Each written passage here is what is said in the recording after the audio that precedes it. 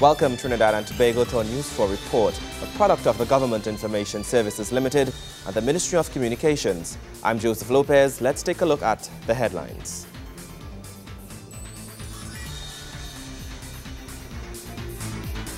Ministry of Tertiary Education, along with the Ministry of Transport, Caribbean Airlines and UTT, launches first avionics trainee engineering program. Justice Minister Chrislyn Moore brings clarification to the Defence and Police Complaints Bill 2013. And the very latest in local government consultations. In our top story, pursuing a career in the aviation industry, no need to look abroad. This is the word from Tertiary Education Minister Fazal Karim, who spoke at the launch of the Avionics Trainee Engineering Program at the National Helicopter Services Limited at the Camden Field in Couva.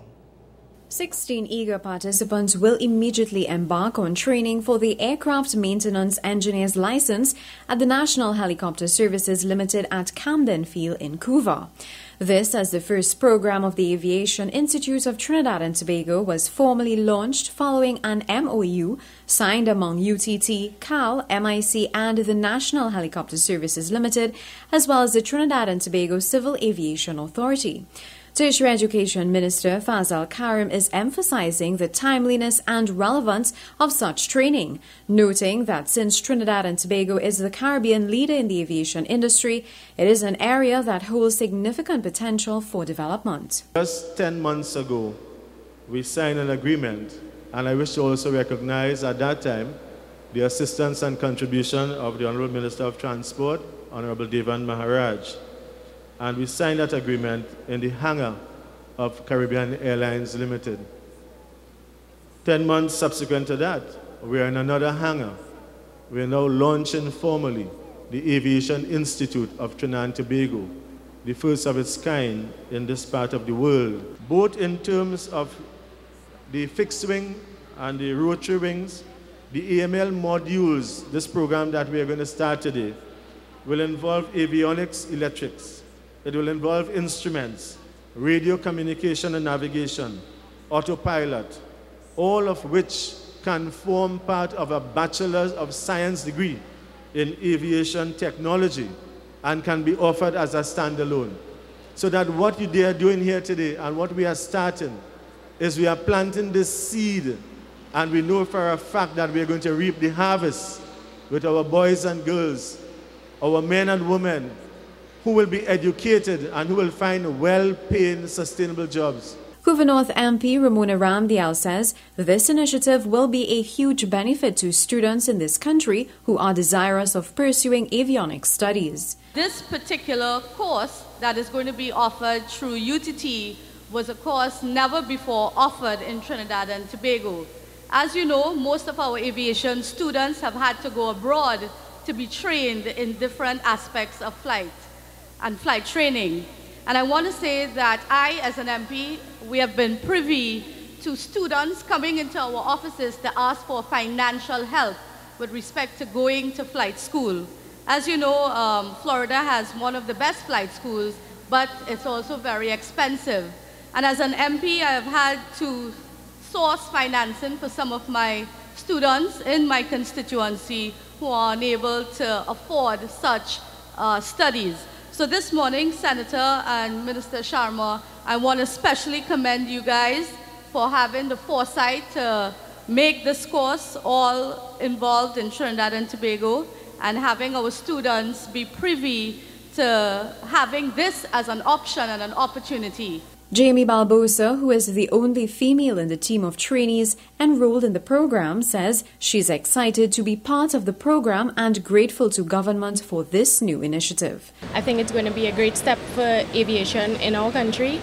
Seeing that we have something structured now, it's going to be a lot easier for students who want to pursue their license to have resources and facilities where they can get help in order to do so. What we usually do as students here is try to study on our own. This makes it a lot easier for us to pursue the license because we have something structured now. Before we had to fight and find our stuff on our own and depend on people who had questions and stuff like that in order to be able to try to pass the exam. I think this is going to make it a lot more achievable. My end goal is to achieve my engineer's license in the field of avionics, and the course will definitely help in doing so. Vuna Bharat, News 4. Justice Minister Chrislyn Moore is seeking to bring clarification to current arrest powers soldiers possess and the ones the Defense and Police Complaints Bill 2013 is seeking to grant. In her Senate presentation, Minister Moore says the changes have the potential to change the lives of many seeking greater security in crime-ridden areas. Justice Minister Senator Chrislyn Moore is reinforcing why the Defense Amendment Bill ought to be passed.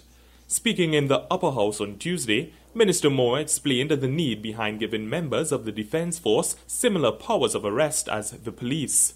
In making her presentation, the minister referred to an article published in the newspapers by columnist Dana Sitahal, Senior Counsel, which explained the citizens' arrest powers given to soldiers as insufficient to empower them to do police work. Police powers, she reminds us, at page 32, police officers, have all the powers of summary arrest granted to private citizens and more.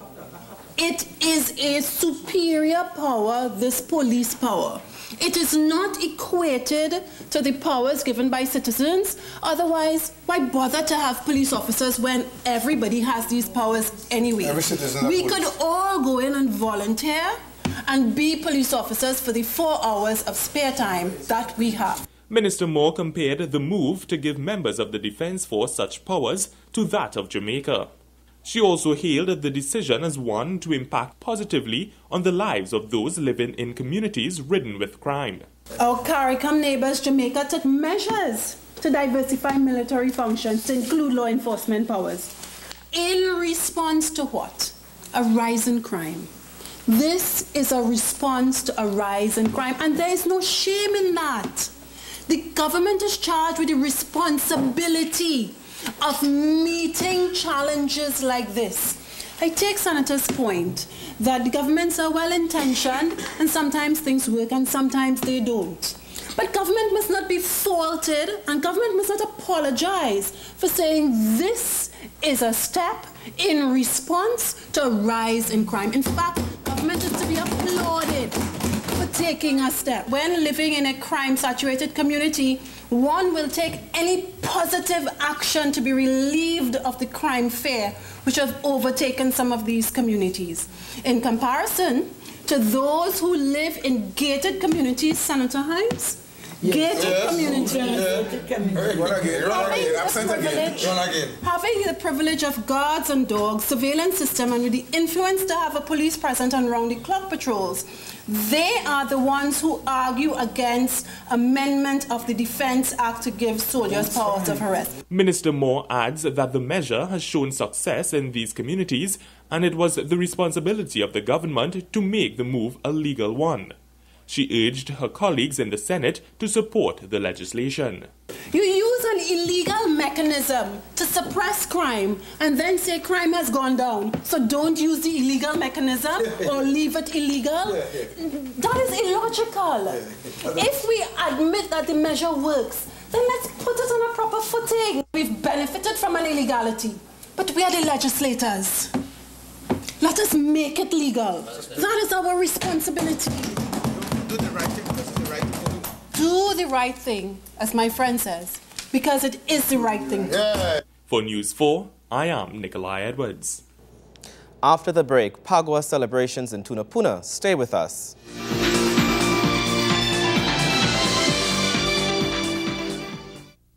There's a spark of greatness in each of us. That spark is called personality.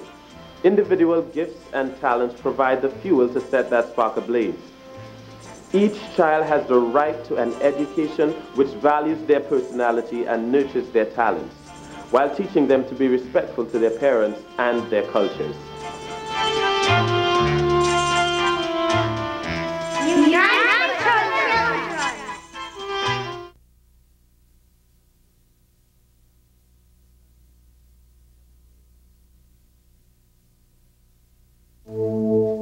Personal music players can stop you from being aware of your surroundings.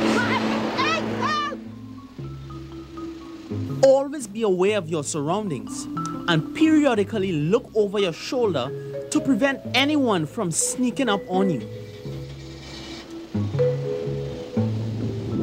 Remember, crime prevention is everyone's business. A message from the Trinidad and Tobago Police Service.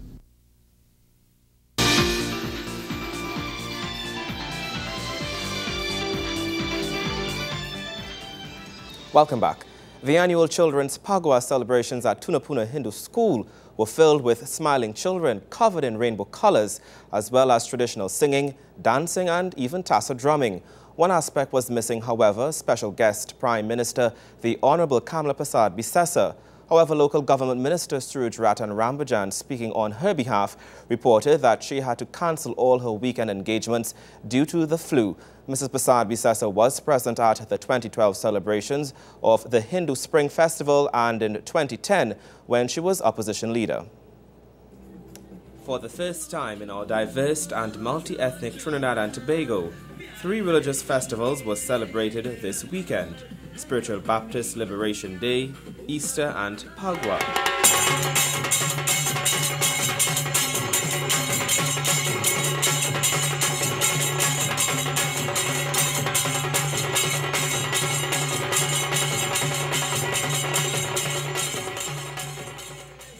Phagwah Holi is celebrated in Trinidad and Tobago by the Hindu community as the festival of the harvest and is signaled by the bloom of the pui trees that are part of the landscape of our beautiful islands. Sadatan Dharma Mahasabha General Secretary Sat Marad says it is a time for true reflection of the beautiful colors of this festival that binds you to your heritage, your faith, your culture, your values, your hopes for a brighter future. Religion in any country provides what the state cannot provide. In Trinidad and Tobago, the religious organizations, they build churches, they build temples, they build mosques, they build schools to educate the children. They have occasions like these to teach our children the culture and good behavior. Phagwah is also known as the Festival of Color, in which people dance to special songs known as chowtals and squirt a beer and smear on each other in merriment. There is also a solemn religious significance. It marks the destruction of evil in the embodiment of Holika and the triumph of the forces of good. This, like many other religious festivals, transcends all boundaries and is now celebrated throughout Trinidad and Tobago as a national festival. There are various aspects of Holi or Phagwah which makes it significant to our lives. It is a time when cultural and social barriers are broken down and people gather in pure merriment. It reminds us that good always triumphs over evil, and that we must always use the opportunities which present themselves in our lives in a positive way. The pupils of the Tunapuna Hindu School played together, enjoyed the fun and friendship that is associated with Phagwah. The tradition of chowtal singing, which heralds the Hindu celebration of Phagwah, Festival of Spring, is alive and well. This was clear as hundreds of children participated in the annual chowtal at the Tunapuna Hindu School. Dressed in matching outfits, men and women from Young Leaders Chowtal Group gave their best as they showcased their singing skills.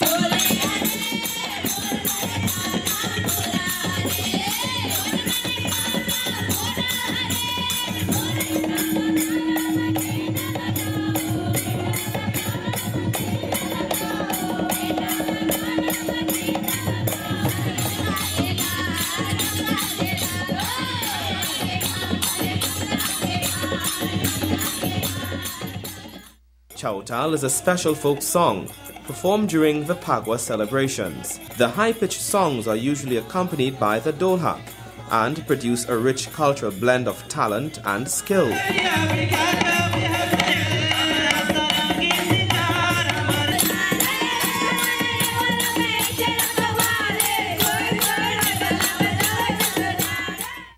Chowtal singing brings forth messages of love, peace, and cultural history. Each group also presented themselves dressed in bright-colored uniforms, turbans, and an assortment of traditional garments symbolic of Indian folk culture. Up next, the very latest in sports. Stay with us.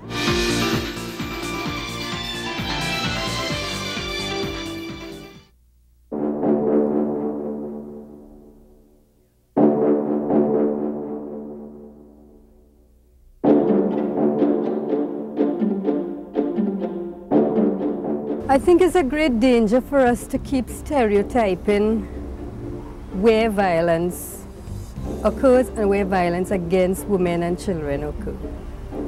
The danger is that, for one thing, I think we've done that in the past. We've assumed that it happens across or in certain classes and more in one ethnic group than another.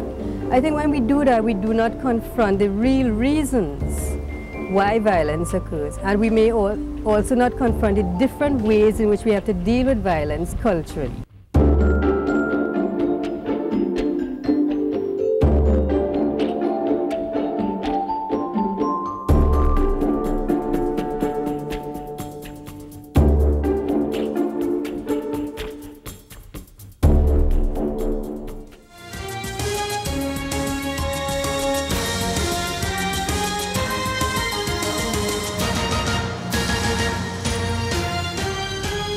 Welcome back. The promotion of sporting activities and community events is an avenue to reduce crime in Trinidad and Tobago. This from Chaguanas Mayor, His Worship Orlando Nagesar, who was speaking at the Woodford Lounge Ground Sports and Family Day over the weekend.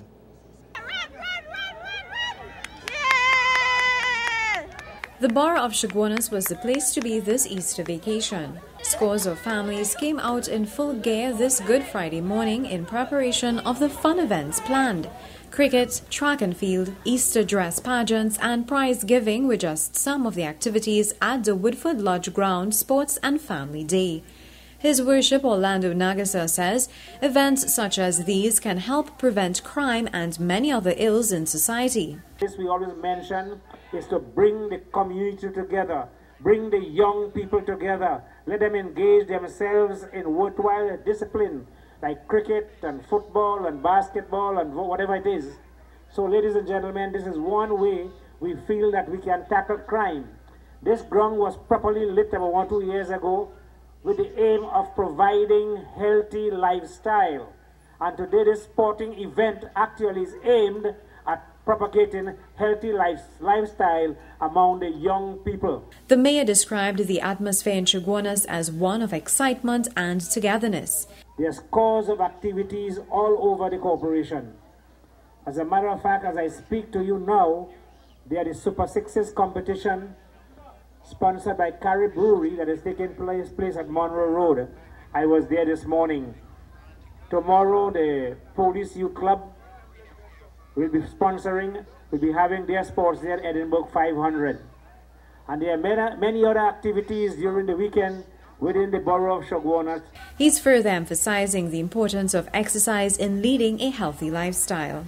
It will be a shocking news to you to know that 70% probably of our health budget is spent on lifestyle diseases. Diseases like diabetes, hypertension, heart disease, kidney disease. And this is a lack of exercise, a lack of the sort of food that we eat. So we are encouraging people to take more exercise, eat the proper food, and ensure that you participate in activities like these on a daily basis, not a yearly basis. Meanwhile, in the Couva North part of the Bar of Chaguanas, the activities and events were very alive. 10 teams from various parts of the borough came together to compete for very attractive cash prizes. Couva North MP Ramona Ramdial says the event is the first of its kind in her constituency and is definitely not the last. We decided to have this, our first annual Couva North softball cricket competition during the Easter holidays. So this is going to be an annual event starting from this year. So therefore we want to make the first year very, very successful, very, very fun. And therefore we want the national public to be aware of what is going on in this constituency. As the mayor rightfully said, we recognize the importance of sport. We recognize the positivity of coming out and playing sport for having our young people involved. And therefore, I want to say that this is a good indication for better things to come for the young people of the constituency. Vuna Bharat, News 4. When we return, local government consultations continue. Stay with us.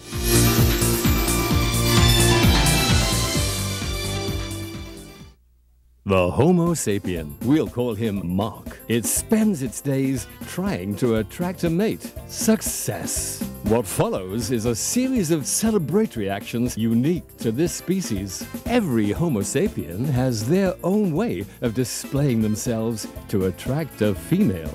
But things don't go according to plan. Where the water gone? No water, no love. Pay your WASA bill today. The Water and Sewage Authority of Trinidad and Tobago. Water security for every sector. Deliver it. Sustain it.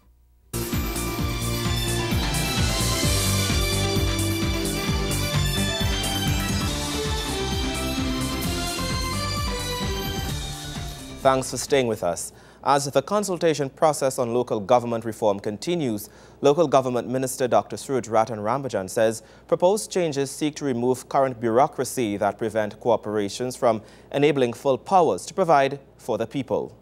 Local Government Minister Dr. Suraj Ratan Rambajan says under constitutional reform, people can expect value for money through the proposed changes. This as the time has come to review the manner in which government goods and services are offered at the community level.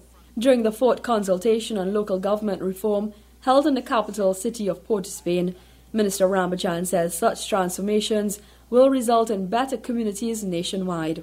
If there is a transformation to take place and a shift to take place, it has to take place in terms of the quality of supervision and the quality of planning, not just in Port of Spain, but throughout the local government corporation, so that you get a higher value for money. And somebody was talking about that, the higher value for money that is expected. Decisions like these cannot be made by a political directorate and forced upon people.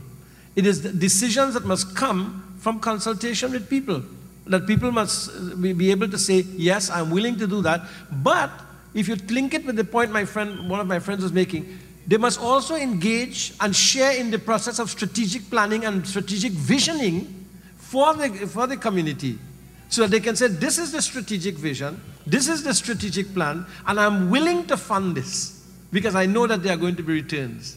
And this is the context in which I'm approaching this whole matter of the consultation. So this is an exciting consultation here tonight, because you are introducing dimensions of how local government should function and be managed that are extremely important in the final debate and the final analysis. Issues raised by citizens range from the role of councillors to contingency measures put in place for disaster management. The local government has put a lot of emphasis on the disaster units, which is excellent. And I think that there needs to be an increased amount of funding and resources for these disaster units, because the population, again, is no longer patient. When last year in November we had the devastating floods in Diego Martin, the floods really hit at about 5:30. By 6 o'clock in the morning, the water was about 4 foot high. And by just before 7 a.m., the Diego Martin Regional Corporation was on site. The Port of Spain Corporation was assisting Diego Martin, San Juan, Lavantil, etc. I would like to see mayors, chairmen being elected by the people. That is most important, because municipal corporations, as we all know, are political institutions. All these are matters Minister Rambajan notes are important factors to be considered during the restructuring process of the local government bill. Port of Spain Mayor Louis Leasing says such a process is critical to the growth and expansion of the city. What goes on in mature cities, and mature cities the world over have moved to pedestrianize and enhance their central business districts to create greater harmony, to encourage people to spend longer hours within the city, and ultimately to spend more money and to create, as it were, the loops that allows any living organism to grow. Minister Rambajan notes that success at the local government level also depends on the utilization of proper planning, development and management skills. He adds a solution to this lies in the removal of bureaucracy and governance at this level. One of the things that we are doing in local government at the moment is process flow charting in order to cut down levels of bureaucracy and to make things done in a shorter time. The reason why so much is not done in the public service is because we tend to, when we become ministers and mayors, we define our roles in the narrow boundaries of policy making and policy direction and forget that the policies have to be implemented and that someone has to drive the process. And this is where that you have to develop the best relationship between your permanent secretary and the administration and yourself. If you know how to walk that thin line between the public servant and the politician, you're going to achieve. And I consider myself rather successful in that in terms of what I was able to do as a mayor in Chaguanas, and now as a minister, recognizing the same principles and working within the rules. During the launch of the local government consultation process, Prime Minister Kamla Prasad Bisesta pointed to the empowerment of corporations through this reformation. Kimberly Ram-Calawan, News 4. The Ministry of Food Production hosted its first ever Spiritual Baptist Day celebrations last Wednesday. Speaking at the event, Minister of Food Production, the Honorable Devant Maraj, expressed concern over the low turnout at the event. Minister Maraj says he also hoped for greater participation in the future.